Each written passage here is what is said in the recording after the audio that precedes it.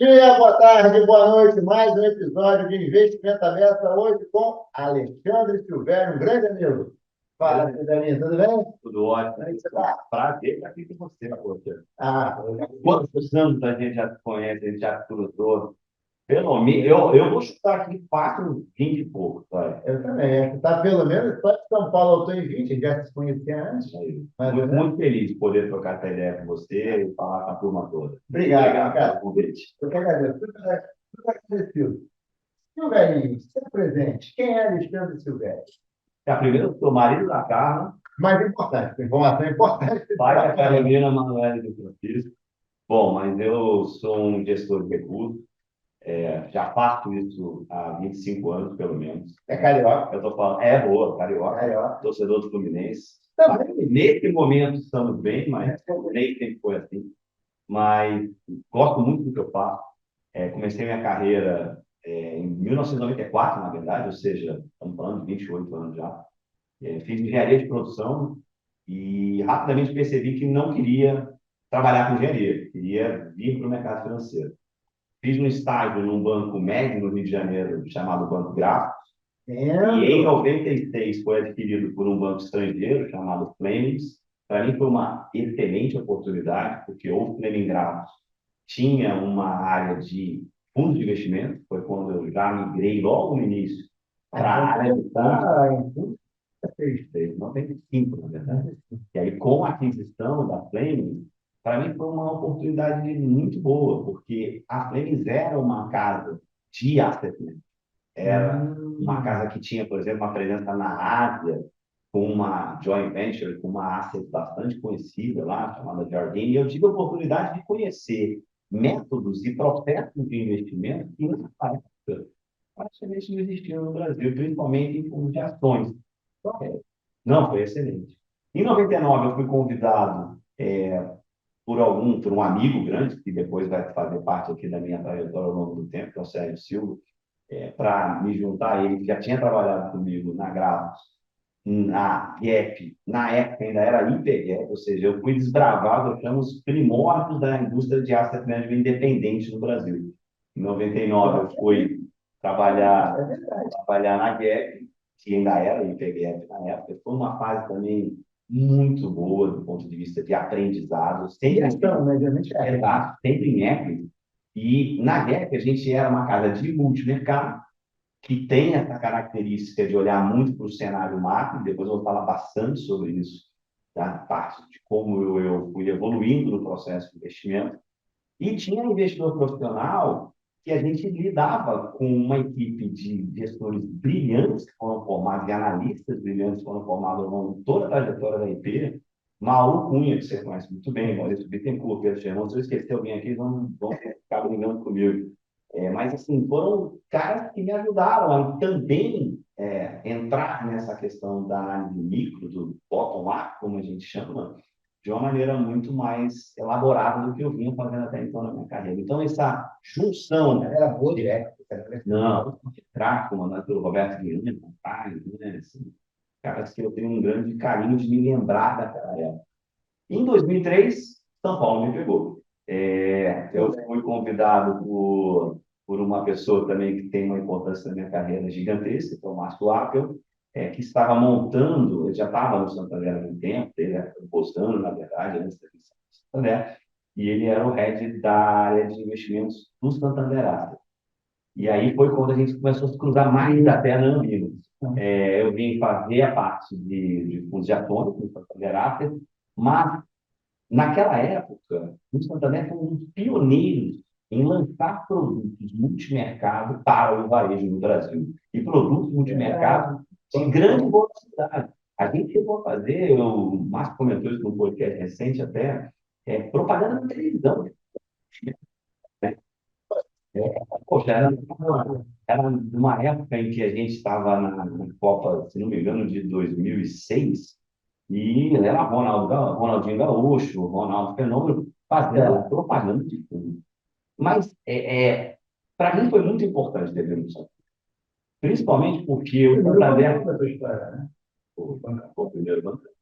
E por quê? Porque eu já vinha numa trajetória de aprimoramento da minha da minha capacidade de análise, gestão, mas trabalhar numa estrutura como o Santander me trouxe uma visão de negócio, de asset muito diferente. Por quê? Passei a ter muito mais responsabilidade no que tange à estrutura de criação de produtos, como vender aquele produto, seja para um cliente de varejo, institucional, de private, a parte toda de regulação, controle de risco, compliance, né? Que uma asset do tamanho que era a Santander Asset naquela época, complementou muito para a minha carreira. Eu fiquei lá até 2011, né? Me tornei CIO, né? Diretor de investimentos de toda a Asset em 2007. E em 2011, fiz uma breve passagem com o Márcio pelo Safra e fui convidado por alguns dos sócios principais da Quest. Naquela época, Quest, durante os 10 anos que eu estive lá, se tornou a Asia Quest. Foi um sucesso, sem dúvida, foi uma fase também que eu acho que coroou muitas das coisas que eu vi construindo ao longo da minha carreira, né? Eu acho que a Quest já era uma casa estabelecida, respeitada, mas que tinha um tamanho de mais ou menos alguma coisa aqui ali em 2011. E quando eu saio 10 anos depois, quase 10 anos depois, no final de 2020, a gente chegou a atingir 20 bi com uma diversificação de estratégia, e eu sempre comandando essa parte do processo de investimento como responsável pela equipe de investimento, né, e das diversas estratégias. Acho que é um trabalho sempre de equipe, um trabalho conjunto de pessoas. Eu estou muito certo de que o trabalho de uma asset manager, de um bom gestor, envolve duas coisas, né? Pessoas e processos. Sempre foi muito claro isso para mim, e ao longo do tempo isso foi consolidando cada vez mais. Não gestor gênio, não. Eu acho que existem esses gestores gênios, não é o meu caso, na minha visão. Tem cada vez mais geniais por aí, mas essa combinação de entender que somente boas pessoas também não resolvem, e pessoas ruins com bons processos também não resolvem, essa combinação é fundamental para o sucesso e para a longevidade do negócio. E quando eu saí da Quest em 2020, vendi as minhas ações e assinei um contrato com a Azimut, né, que era a controladora da companhia, para permanecer no non-compete durante um ano, que foi exatamente o ano de 2021, eu refleti bastante sobre qual seria a minha nova etapa. O que eu gostaria para essa, dado que eu acabei de fazer 50 anos, sim, ainda tem bastante lenha para queimar, o que eu queria para a minha carreira oriental. Eu cheguei à conclusão, fiz cursos, a gente estava meio na pandemia ainda, né, em 2021, fiz cursos de fintech online em Harvard, fiz cursos de ESG, tentei olhar para complementar um pouco do meu conhecimento da época, mas eu sempre soube que o que eu gostaria era continuar fazendo o que eu fiz ao longo da minha carreira, aprimorar algumas questões que eu achava que eu poderia fazer numa nova etapa, e trabalhar com pessoas que realmente tinham os mesmos valores e que, principalmente, iam sonhar junto comigo, né? E daí surge esse momento atual que eu estou, que é um momento que eu estou super feliz, super satisfeito, que é desde fevereiro de 2022, a gente acabou de completar um ano, com a criação da Tenax. A Tenax Capital é uma gestora que a gente fala que é uma gestora nova, mas que nasce de um jeito um pouco diferente do que, às vezes, algumas gestoras novas surgem. E Isso eu te perguntar, assim, o que tem de diferente?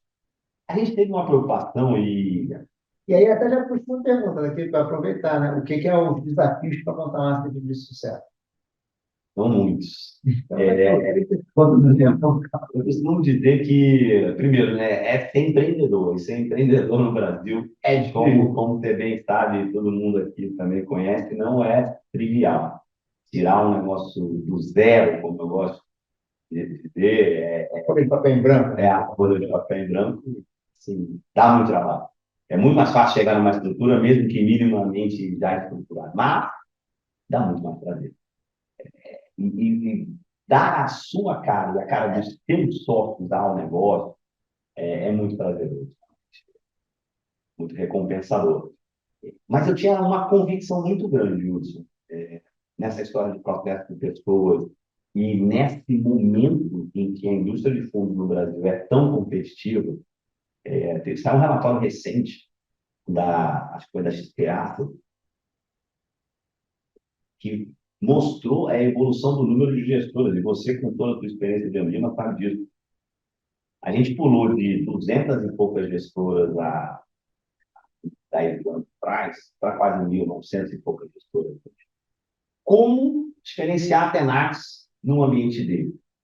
E principalmente num ambiente que a gente viveu nesses últimos 12, 13 meses, tão inóspito do ponto de vista do mercado de asset no Brasil.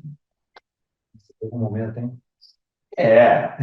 Juros a 3,75, eu costumo dizer que juros reais, a UNI fez a quase 6,5, todo gravitando entre 6 e 6,5, não há economia no mundo, só o Brasil mesmo, né, que resista há muito tempo desse juro. Né? Depois a gente vai falar um pouco sobre isso, sobre a minha visão também, eu acho, do que está acontecendo aqui na economia. Mas, voltando para a Tenax, a ideia sempre foi fazer algo que esse sonho se tangibilizasse em ações que realmente trouxessem a robustez necessária para o negócio sobreviver e passar a arrebentação que eu falo dos 2 primeiros anos. Agora você precisa captar um recurso para virar, né? Esse negócio de asset tem uma mortalidade muito grande. E os 2 primeiros anos são fundamentais para a trajetória de longo prazo desse negócio.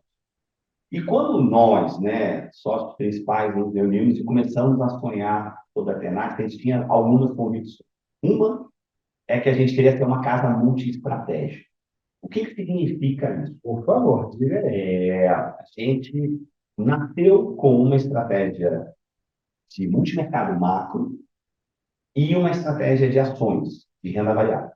Primeiro porque eu acho, até pela minha história que eu contei aqui, que o processo de investimento no Brasil, que reúne macro e micro, é muito complementar. Eu não acredito num processo de renda variável que seja puramente bottom-up. Na prática, mesmo os gestores que se denominam puramente bottom-up, eles têm que saber o que está acontecendo no macro. E aí, a partir do momento que você tem duas áreas como macro e renda variável, você tem uma troca de ideias. Então o teu lance foi o processo integrado, geração de ideias, discussão, seja de cenário do que está acontecendo na macroeconomia, seja do que a gente está pegando lá na ponta da empresa, e fazer uma análise setorial de como aquilo vai impactar o macro, é muito rico. E eu acho que isso sempre foi muito claro para a gente. Além do fato de que você ter uma casa multi-estratégia traz a possibilidade de você ter uma grade de produtos enxuta, que é o que a gente acredita, a gente quer ter poucos produtos que tenham uma boa relação de risco-retorno, mas que tenham diferentes características. A gente tem um produto macro, que é o Tenax Macro FIC, sim, e 2 produtos de renda variável. Ações, long only normal, Tenax Ações FIC-FIA, e um produto long bias, chama de Tenax Retorno Absoluto, que é o Tenax Total Return FIC-FIA. Perdão. Então, essa integração entre as áreas sempre foi muito importante para a gente. E, para isso, a gente fala de gente, fala de pessoas. Ter pessoas, a gente precisa de gestão.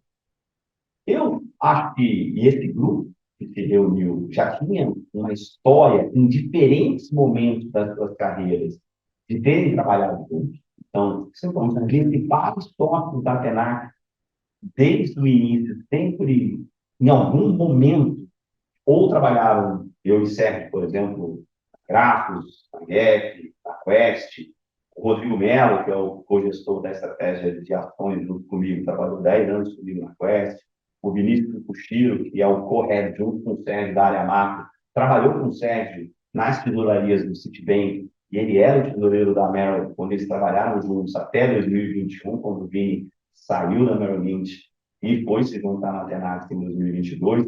Então, a gente teve essa preocupação de atrair um time que já se conhecia, já tinha experimentado trabalhar junto. Então, né? A Débora Nogueira, que é a nossa economista-chefe, trabalhou conosco na Quest, o Cassiano Temponi, que é o nosso head de comercial, que já tinha trabalhado conosco também, o Fernando Teles, lá da Grafo, atrás, também já conhecia de muitos anos. Tem que ter essa liga. Mas essa liga por si só não basta, na minha visão. A gente tinha que atrair novos talentos. E isso foi uma preocupação que eu tive desde o início na Tenax. E a gente foi capaz de fazer isso. Trouxemos analistas de grandes gestoras como a Verde, Aço, como a SPX, Una. E como é que você conseguiu isso? Isso porque a gente tem uma parceria estratégica, em que o programa Rising Stars do Itaú, que, sem dúvida alguma, fez uma curadoria em várias gestoras do mercado e escolheu apenas 4 para investir. Isso é muito importante comentar, né? A Tenax foi a única gestora que estava nascendo, mas antes eles fizeram investimento na Vinland, na Ace Capital e lá no Online. E a Tenax é a única startup, vou colocar dessa maneira, que recebeu a aposta. Aquela que veio do zero ali. Lá dessa parceria do Rising Stars do Itaú. E eu acho que isso é um carimbo, é uma chancela de que quando nós nascemos, nós nos preocupamos em olhar para o longo prazo, ter um parceiro como o Itaú diminui aquele risco de mortalidade que eu falei lá no início, porque nos trouxe um AUM inicial, um ativo sob gestão inicial da ordem de 200 milhões de reais, nos deu a oportunidade de trazer um recurso financeiro, um caixa para dentro da Tenax, que garante essa minha estabilidade financeira para continuar tranquilo em relação às pessoas não irem perdendo a nossa capacidade de reter essas pessoas do ponto de vista até financeiro, né? Ou seja, para atrair esses talentos do mercado, eu preciso, sem dúvida alguma, ter uma capacidade de reter, que não é só o projeto em si, principalmente é o projeto desse sonho de fazer uma arte que seja destaque, mas também as garantias financeiras que as pessoas têm que ter. Exatamente. Quem reserva emergência, né? Quem não tem, vive sempre. Opa, peraí. Exatamente. E eu acho que o Itaú, além disso que ele me proporcionou, né, proporcionou para nós a Tenax, ele nos deu um carinho, né, como eu falei, de que, olha, o Itaú olhou, fez a due diligence. Para a gente lançar o nosso produto, a gente já tinha passado em todos os processos, né, da entrada, do Itaú Forte, do próprio PTG, que é o nosso administrador, ou seja, de certa forma, quando a gente vem no mercado, o cliente já sabe, esses caras aqui, além de todo o histórico que eles já têm, eles já estão aprovados. Parceria estratégica, o parceiro está agregando um valor. No caso, confiança, né? A reputação, por mais que ele não pode o parceiro está reputação também, né? Sem dúvida. E o que aconteceu de fevereiro para cá, né? No ambiente em que a taxa de juros já vinha subindo e atingiu quase 14%, 13%. Se quiser aproveitar e falar, sai. Vamos lá. Resgate maciço na indústria de fundos, né? O passado foi terrível para fundos multimercados, fundos de renda variável. Começamos 2023 também com esse cenário, mas a Tenax foi capaz de crescer ao longo dos seus primeiros 12 meses. A gente atingiu já R$ 1 bilhão sob gestão. E era, sem dúvida, obrigado. Para 800, para 1 bilhão. Chegamos a 1 bilhão. E acho que a gente está preparado. Tivemos um retorno nesses 12 primeiros meses bastante adequado. Eu acho muito importante também, até para entender como é que é o mindset, né? Como é que é a nossa linha de pensamento lá na o que é lá sem fato. Costumo dizer que a gente quer entregar para o cliente, naquela linha de retorno, risco-retorno, o que a gente se propõe a fazer. Então, a gente tem uma área de risco que hoje está sendo comandada por um cara que também eu admiro muito dentro da nossa estrutura, que é o André Godoy, está chegando do UBS agora, ele é o head de risco do UBS no Brasil. E a gente tem toda uma preocupação em que a gente, para correr risco, para ser o primeiro colocado de rentabilidade no ano, eu tenho que estar tendo o risco de ser o último. A gente não quer necessariamente ser isso. A gente quer entregar retorno consistentes, adequados ao que a gente se propõe para o cliente. Então, quando a gente fala para o cliente, olha, a gente vai correr essa volatilidade, né, esse risco, para entregar esse retorno, a gente controla isso na ponta do lápis. E eu acho que a gente vem entregando, a gente vem nessa direção, fazendo um bom consistente. Exato. Esse é o nosso segredo, porque eu acho que, como a gente vê eu vejo a Tenax como sendo minha última etapa, né, mas ela vai durar muito tempo. Eu quero que a gente, todos os nossos sócios pensam assim, dessa maneira, assim, a gente vá construindo a Tenax com muita consistência ao longo do tempo. Tanto que teve muitos casos de sucesso estrondoso de captação logo no início do primeiro ano, outros que demoram mais, né? Assim, a gente quer ir crescendo aos poucos. E tijolinho por tijolinho. Eu uso exatamente essa expressão. E indo para o cenário, como você falou, a gente começou num ano super complicado. Não foi só o 3,75. A nossa primeira cota foi 25 de fevereiro de 22. Então, sexta-feira pegou, sexta-feira de carnaval, sendo que a guerra da Ucrânia tinha começado na quarta.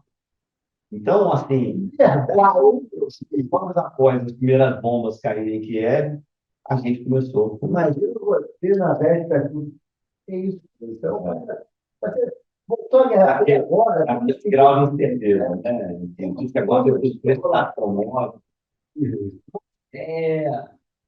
Criou-se várias oportunidades. Eu sempre tenho essa visão, né? A gente, como um gestor profissional de recursos, o que a gente mais gosta desse desafio de tentar interpretar o que está acontecendo, o cenário, as mudanças que alguns eventos ou algumas mudanças mais estruturais podem causar para, seja para o cenário, seja para uma técnica de investimento. E nesse aspecto, a gente começou numa época em que o risco era muito grande, porque a volatilidade cresceu demais naquele momento. Ao mesmo tempo, vários desses riscos se transformaram em oportunidades para a gente. E olhando em retrospectiva, a gente navegou bem esses riscos, né? De uma forma conservadora no início, esperando para ver como é que o cenário ia se acomodar e depois tentando aproveitar algumas discussões que apareceram em alguns artigos. Tudo mais caro ali, né? De alguma maneira. Fundo de ações, por exemplo, a gente entrou de leve, com 70% de alocação, uma carteira muito voltada para cases mais defensivos, setor financeiro, um pouco do setor de commodities, que estava se aproveitando daquela alta, daquela incerteza que a guerra criou no início. Toda a parte de macro, a gente apostou muito nos cases relacionados à inflação lá fora, ou seja, tinha uma percepção de que os bancos centrais no mundo, o Brasil estava mais adiantado no tipo de subida de juros, mas os bancos centrais do resto do mundo estavam mais atrasados, então eles tinham que apertar mais os juros, as tais condições financeiras precisavam ser mais restritivas, isso poderia se dar de aumento da taxa de juros, de uma perda de crédito ou até mesmo uma queda nos preços dos ativos, né? Principalmente das bolsas. Isso tudo a gente exprimiu essas ideias dentro dos nossos fundos, principalmente do fundo macro. Já estava meio vendido em ação? A gente vendeu S&P ano passado e a gente brinca lá na Tenax que a venda da S&P deu muito certo no ano passado. A gente continua vendido em S&P, mas essa é uma das vendas mais difíceis que tem, porque tem um índice de teatro horroroso, porque o investidor americano ele é treinado a comprar ações quando as ações caem, né? Ano passado foi um ano horroroso, mas aí caiu, como é 30%, 30%. O cara americano, seja no seu plano lá no 401k, né, de aposentadoria, seja na sua carteira, o cara acredita, né? É um modelo capitalista mesmo de mercado de capitais. Então, o cara tem ação da Apple, a ação da Apple caiu, o cara vai lá e compra. Mas eu digo sempre, né? O mercado pode ficar fora de preço durante um bom tempo, mas uma hora a realidade dos números, dos dados, dos earnings, no caso, dos lucros das companhias, sempre prevalece. E a nossa tese lá nos Estados Unidos, nesse momento até, é que o preço do S&P não reflete a realidade, tanto macroeconômica, a gente acha que vai ter uma recessão ao longo dos próximos semestres ou trimestres, tem como também o lucro das companhias Então, americanas na verdade, a tendência você acha que ainda tem. um pouquinho para cair. Pelo menos uns 10% a menos da vida, S&P, é o que a gente vê explorando. Agora, deixa eu te fazer uma pergunta nesse ponto, né? Já uma pergunta aqui, já que você está falando de economia, a quebra recente lá do SVB, do Signature Bank, blá, blá, blá, blá, blá, será que a gente daí tem um ambiente que fica? Vai ter mais juros, vai ter crise de crédito? Não vai ter nada. Se tiver mais juros, pode piorar, e piorar, mas também se não tiver mais juros, também a inflação pega. Aí, e aqui, como é que você está vendo isso aí? O Nuriel Rubinho participou de um evento aí que estava falando sobre isso, um trilema. Você não sabe o que é combate à inflação, não é recessão ou crise de crédito. É verdade. Como é que a gente está vendo isso lá na Atenas? Primeiro, né? O grau de incerteza aumentou muito. Mas acho que o playbook, como a gente chama, né? Ou seja, a regra de bolo que foi criada desde a crise de 2008 e depois repetida na pandemia, na Covid, em 2020, bancos centrais se prepararam muito bem, até por todos os erros do passado em relação ao sistema bancário e crises de liquidez, e foram muito ágeis, né? Nesse caso. Vamos tentar, assim, sem entrar em muitos detalhes, para não ser chato aqui, mas assim, a crise desses bancos regionais americanos, ela é uma crise preocupante, principalmente então, você tem a linha de caras que acham que não é bobagem. Não é. Ninguém é isso aqui que tinha jeito nenhum, porque, ao contrário, viu, os bancos regionais nos Estados Unidos, eles têm um papel importantíssimo para as médias e pequenas empresas. O caso do Silicon Valley Bank é muito específico das empresas de tecnologia, mas se espalhar para mais, além do Signature, First Republic e vários outros, isso seria um problema sistêmico complicado. Por isso que o Fed atuou de uma forma tão incisiva, né? Chamou linhas, o balanço do Fed nas últimas 2, 3 semanas explodiu, e realmente ele precisou injetar. E ele lembra que vinha retirando recursos, tal do quantitative tightening, né? QT, estava tirando recursos da economia, ele injetou muito fortemente por essa preocupação. E no momento em que, só lembrando, na terça-feira anterior à quebra do SVB, que foi de quinta para sexta, vamos dizer assim, a corrida bancária começou na quinta, o Powell, que é o presidente do Banco Central americano, foi ao Congresso americano e falou claramente que ele estava preocupado com a inflação e que talvez o Banco Central americano tivesse que voltar a acelerar a alta de juros. Ele veio essa crise bancária, é o trilema lá do Rubinho. A gente acha o seguinte, tem muita incerteza ainda. A inflação ainda é uma preocupação muito grande, mas o Fed vai ser conservador. O que é ser conservador? No primeiro momento, ele não vai subir os juros de uma maneira tão alta quanto ele talvez precisasse, olhando para a inflação, para esperar o tamanho do canal de transmissão dessa mini colocação de crise bancária para a atividade.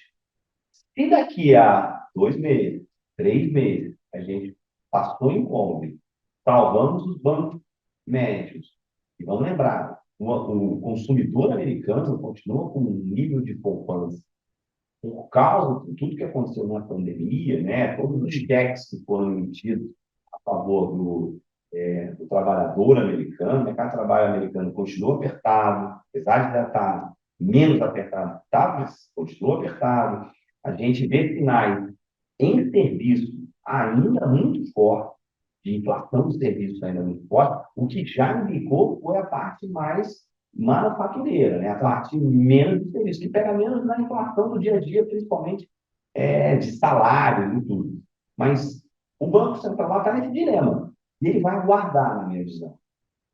A nossa sensação é que ele não vai ficar subindo tanto juro quanto era necessário há um mês atrás. Porque tem uma contração de crédito contratada, e isso já tira impulso da economia e vai fazer com que todo o lag, né, o atraso da política monetária, o efeito da política monetária, que já foi feito, o aumento foi grande, já está subindo os juros nos Estados Unidos há bastante tempo, vai começar a bater no segundo semestre desse ano.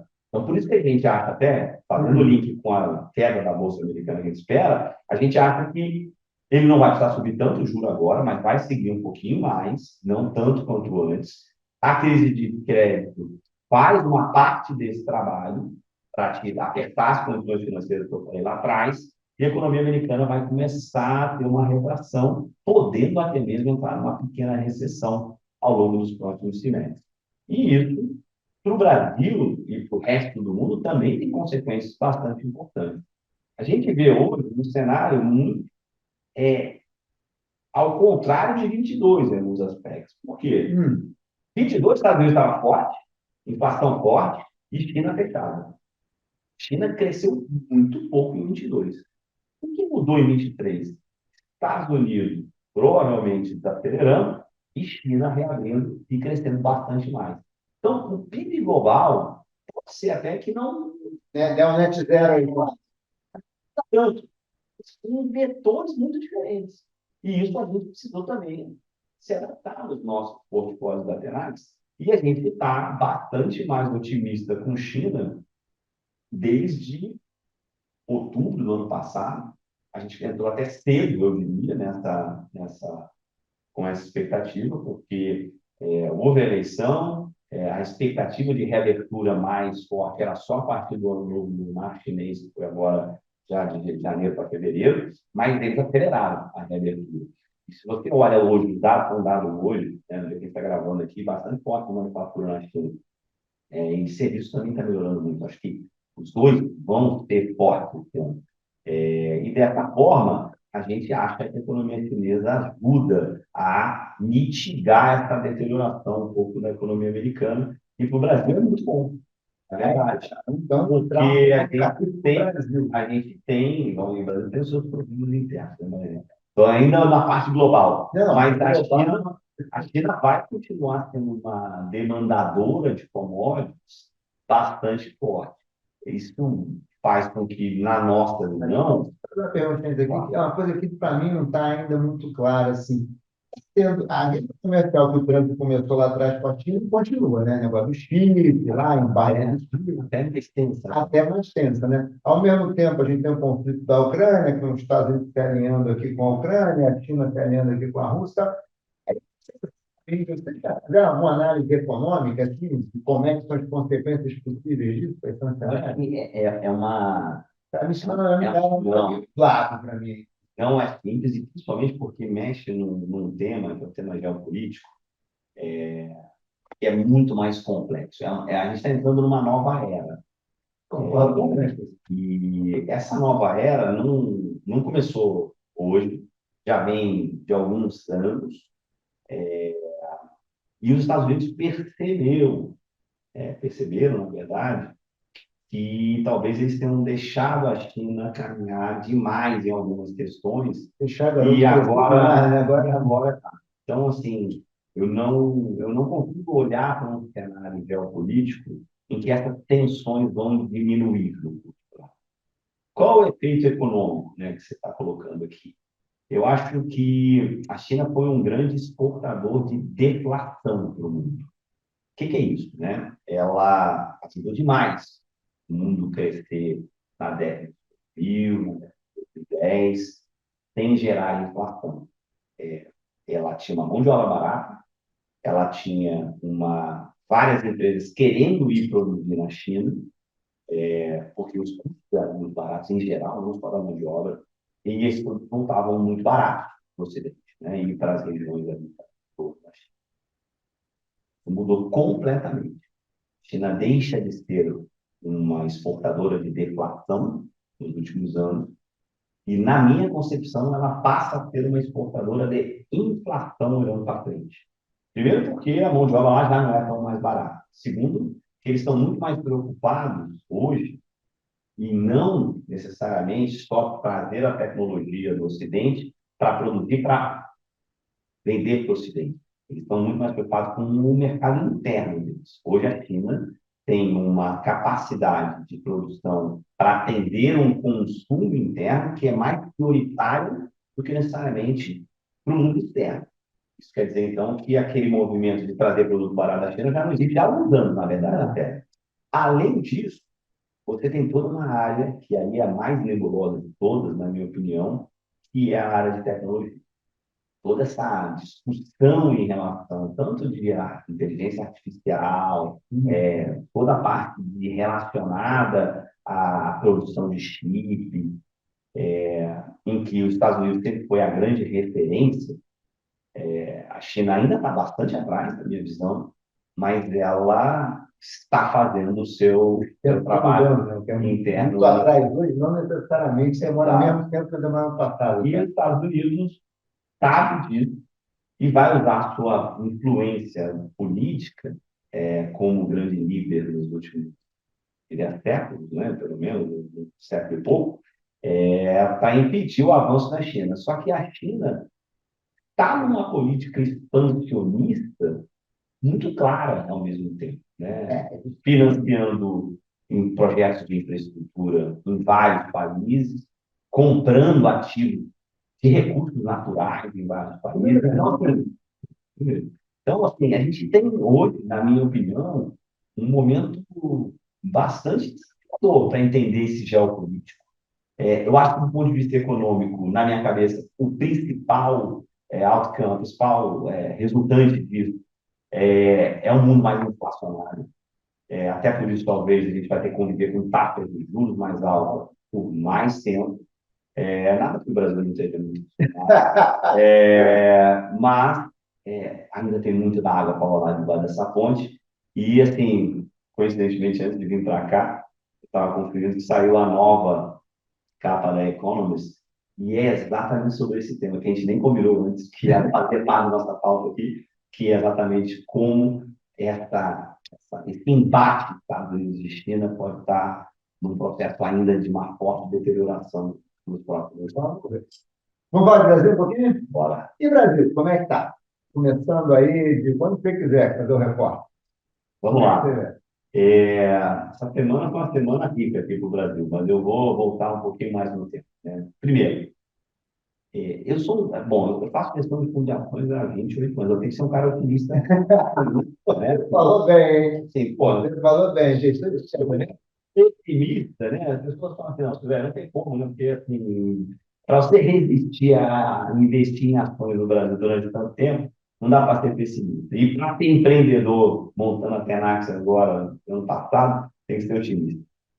Isso é uma coisa, outra coisa é fugir da realidade, né? Eu falo que o nosso trabalho é olhar o cenário e enxergar a realidade. Eu estou bastante preocupado. Por quê? Eu acho que a gente vem de décadas, de grandes décadas. Eu acho que eu vou longe aqui mesmo. Vou lá em 94, quando eu entrei no mercado, né? A gente veio com várias conquistas. E aí, sem nenhuma visão política barra ideológica aqui, eu acho que essas conquistas, a gente pode discutir, a gente devia ter feito mais em várias áreas, a gente tem muitos problemas, né? Produtividade, a gente tem problemas de desigualdade social, a gente tem problemas de falta de investimento, isso é inegável. Mas se a gente for olhar o Brasil, de 94 para cá, a gente teve grandes avanços. Sim, vamos lá. Podia ter feito mais, podia ter feito mais. Falta vontade política, falta vontade política. Falta mais, na minha opinião, falta cobrança de nós, e eu me incluo nisso, né? Da sociedade, das, das mentes pensantes, do próprio mercado financeiro. Eu acho que muitas vezes a gente acha que o problema é sempre os outros, e a gente se engaja pouco. Eu tento, dentro do meu micro-universo, também fazer a minha parte. Mas, colocando isso de lado, eu acho que a gente está num momento crucial. Por quê? Várias dessas conquistas, sejam época do Fernando Henrique Cardoso, posteriormente, dos dois mandatos do presidente Lula, lá da presidente Dilma, depois presidente Temer, presidente Bolsonaro, várias dessas conquistas, nesse momento, estão sendo questionadas. Vou dar um exemplo. A gente acabou de soltar essa semana, o ministro Haddad fez um trabalho que eu acho louvável para o momento que a gente está vivendo, né, de um grande embate dentro de um governo que se iniciou em alguns meses atrás, poucos meses atrás, sobre uma nova política econômica. Não há como negar Só do que arcabouço. o arcabouço fiscal nada mais é do que uma necessidade de como você encaixar nas contas do governo essa nova política econômica. O que eu chamo de nova política econômica? O governo do PT e o Lula, eleito pela terceira vez, ele foi para esse novo mandato com a clareza, eu acho, de objetivo muito claro. Ele tem que fazer a economia crescer para atacar os investimentos que ele considera necessários por uma questão de visão social que o governo dele tem que entregar ao longo dos próximos 4, quem sabe nos próximos 8 anos. Só que isso necessita de recursos. E esse recurso, ele pode vir de uma série de meios. Para a gente conseguir estabilizar essa percepção de risco fiscal, a gente tem escolhas a serem feitas. Controle de gastos, controle de investimentos, receitas. Eu nunca achei, aí eu vou entrar aqui numa seara meio perigosa, eu nunca achei que na eleição do ano passado a gente tinha dois candidatos que, do ponto de vista fiscal, do ponto de vista de gasto, necessariamente eram tão diferentes. O Bolsonaro, em 2022, foi extremamente gastando do ponto de vista fiscal. E a PEC da transição mostrou que o Lula também queria aumentar o gasto público. Os dois queriam aumentar o gasto. O problema, grande diferença na visão, é como financiar esse gasto. O programa de governo, ao longo do primeiro mandato do presidente Bolsonaro, capitaneado pelo ministro Paulo Guedes, foi no sentido de redução do Estado, privatizações, diminuição da intervenção do Estado na economia, seguraram, né, gastos correntes, exatamente. E a agenda do presidente Lula não é esse. A agenda do presidente Lula é de mais Estado, mais participação da Petrobras. Eu não consigo cunhar outra palavra que não seja absurdo, a discussão da reestatização da Eletrobras. Isso me preocupa de uma maneira muito grande. Quatro vezes o realismo. Mas essa é a realidade. E o presidente eleito, pela maioria dos cidadãos brasileiros, ele vai em busca desses objetivos. O que o ministro Haddad está fazendo é tentar dar um norte ao mercado, e eu acho que ele foi bem sucedido. Por mais que a gente tenha hoje, né, essa semana, uma série de críticas a se as contas fecham, se a regra que vai nortear precisa de um PIB muito alto, a gente está numa situação melhor de percepção de risco fiscal do que a gente estava há uma semana, há um mês atrás. O arcabouço fiscal está ontem, a gente está gravando uma sexta, ontem na quinta-feira. Agora, poxa, seu velhinho, você acha que isso aqui consegue ter uma visão de longuíssimo prazo? Gente, a verdade é que nem o teto de gastos e a garantia está desandando. O teto de gastos já não estava mais funcionando. Então, a gente tem hoje, na minha opinião, uma regra em que tem um limite de superávit primário a ser com travas e com uma expectativa de que a antiga lei de responsabilidade fiscal, que não existe mais, é muito parecida com isso. E que o presidente Lula, durante os mandatos dele, cumpriu a lei de responsabilidade fiscal. Então, eu estou dando o benefício da dúvida. Sendo bem honesto, eu estou ficando mais otimista. Minha expectativa era baixa em relação ao arcabouço. Sei que bons economistas, muito melhores do que eu nessa análise específica, estão criticando, mas a minha sensação é que esses mesmos economistas esquecem que a gente não tinha nada até pouco tempo atrás. E eu acho que a gente tem um norte agora. Eu acho que isso dá uma janela de oportunidade para os ativos brasileiros positiva. E a gente vai acabar chegando no ponto que eu queria para fechar esse raciocínio, em que, de uma maneira que não é ideal, né? Eu falei de vários problemas aqui nesse início, né? Esse negócio da Eletrobras, aumento de participação da Petrobras, mas acho que a questão da governança, a governança da lei da Petrobras também já queria acabar, né? Mas esse embate hoje do executivo com o Banco Central é um negócio assim também que não dá para entender. Aliás, dá para entender, politicamente dá para entender, mas assim, economicamente é muito negativo. Mas isso vai chegar, na minha opinião, ali na frente, não vai demorar tanto. Está falando, eu acho, de 3 a 6 meses, num cenário em que, com o arcabouço fiscal aprovado, com a meta de inflação alterada, a gente vai alterar a meta de inflação.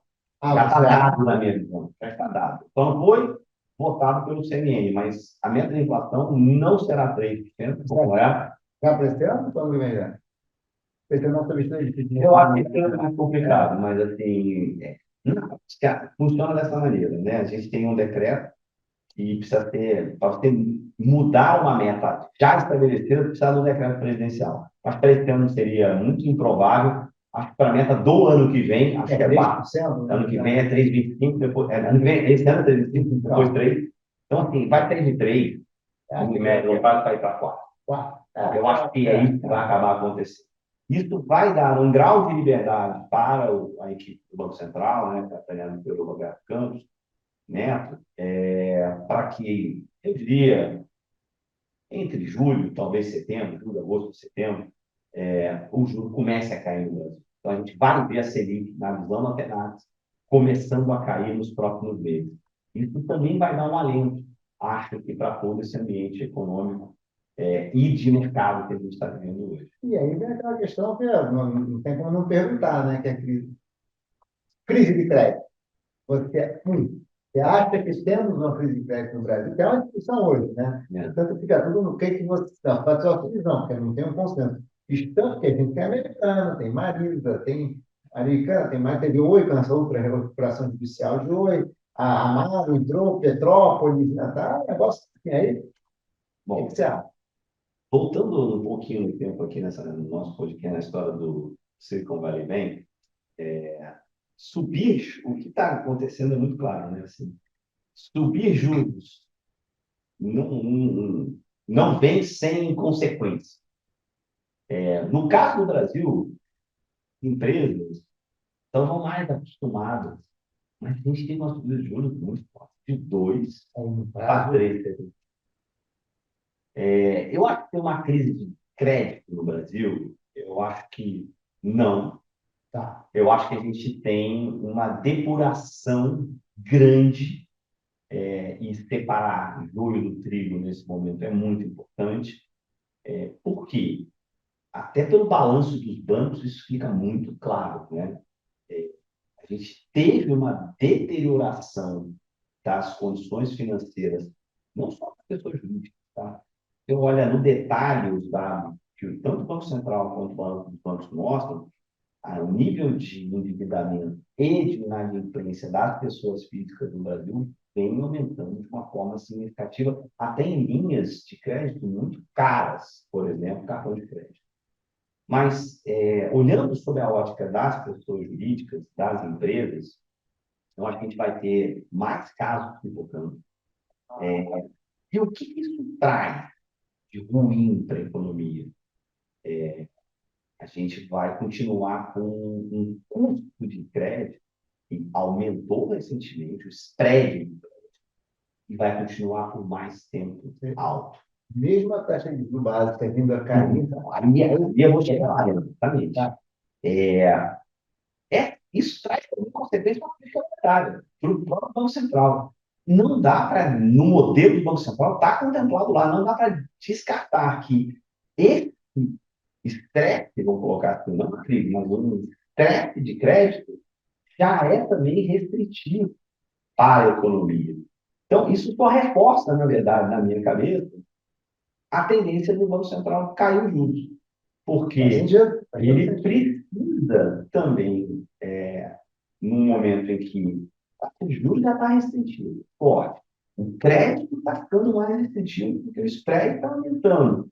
Então, assim, ele não pode estrangular ainda mais a economia e as pessoas jurídicas e até mesmo as pessoas físicas, como eu te falei. Então, eu acho que a consequência natural vai ser a Selic cair.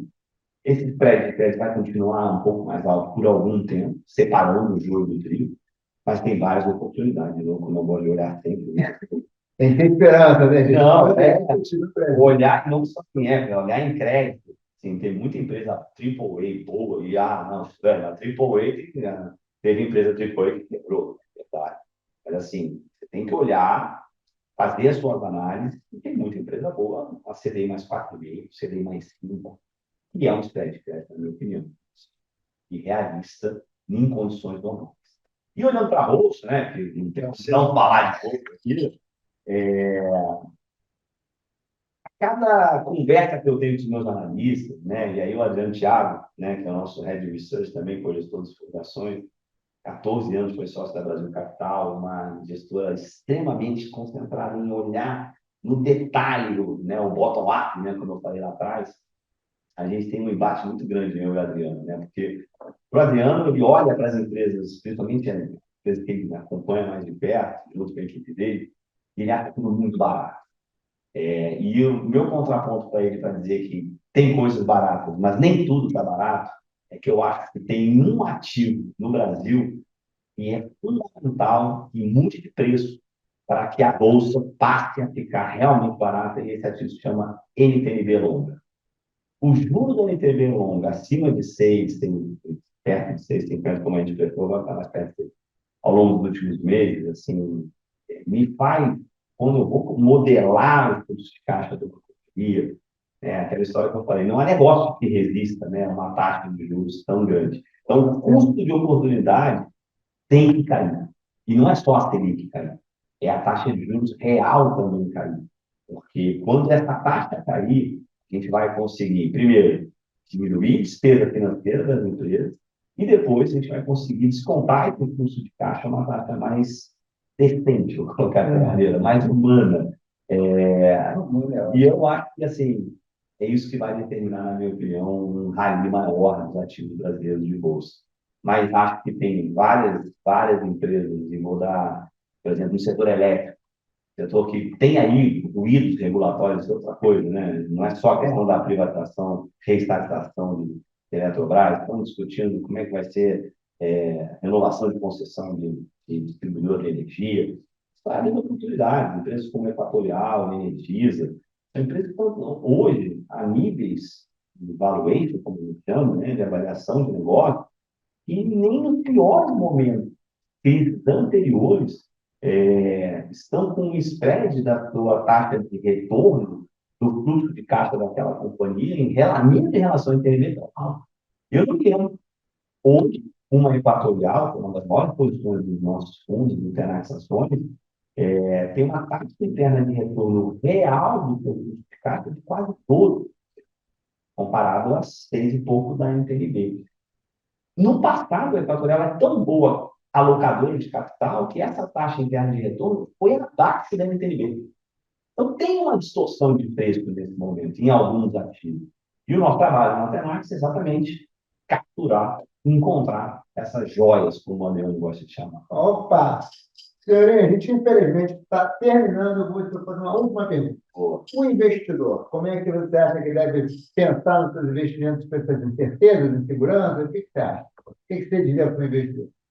Sim, Hudson, você é um cara que milita nesse nosso mercado e mais, né, ajuda ao que eu chamo de educação financeira, que é um negócio que, na minha visão, é fundamental para o que o mercado de capitais no Brasil, que teve um sucesso enorme, né, ao longo dos últimos anos, crescimento do CPF, na Bolsa, mas você foi um protagonista também, assim como as plataformas digitais, mas a educação financeira, o trabalho que você faz, e que outros também fazem, para mim é fundamental. E quando você fala de o investidor, né, de perseguir, para mim sempre começa pelo ele entender qual é o perfil dele. Ele entender qual é a necessidade dele. Aonde ele está, tanto na curva de idade, quanto na curva de patrimônio. Então, assim, eu não consigo chegar a você e falar assim, não, comprar em bolsa, nunca vou falar isso, porque vai depender do perfil. Agora, quem tem mais tempo, né, para acumular, o Brasil está cheio de oportunidades. Se você souber escolher bem, seja ativos de crédito, ativos de bolsa, ativos Eu acho que tem muito prêmio nos preços hoje dos desafios brasileiros. Eu vejo grandes oportunidades, mas nunca se esqueça. É muito É importante. importante mesmo, né? O perfil é o que vai determinar. Spirit, mental, é fundamental. É isso aí. Eu acho que tem que ter objetivos consistentes, médio, curto, médio, longo prazo, ter esse perfil de risco. Você é o cara que sabe, e você já, a gente já trocou várias ideias com ele. Silveri, infelizmente temos que acabar. Conversa tem mais um episódio, hein? Só me convidar. Obrigado, galera. Foi ótimo. Muito bom. Obrigado, gente. Estamos aqui, infelizmente, acabando mais um episódio, só que conste, hoje é dia 31 de março, e o pacote fiscal acabou de sair ontem, 30. Então, você vê que a gente está aqui super atualizado, hein? Tchau, tchau, gente. Abraço. Tchau,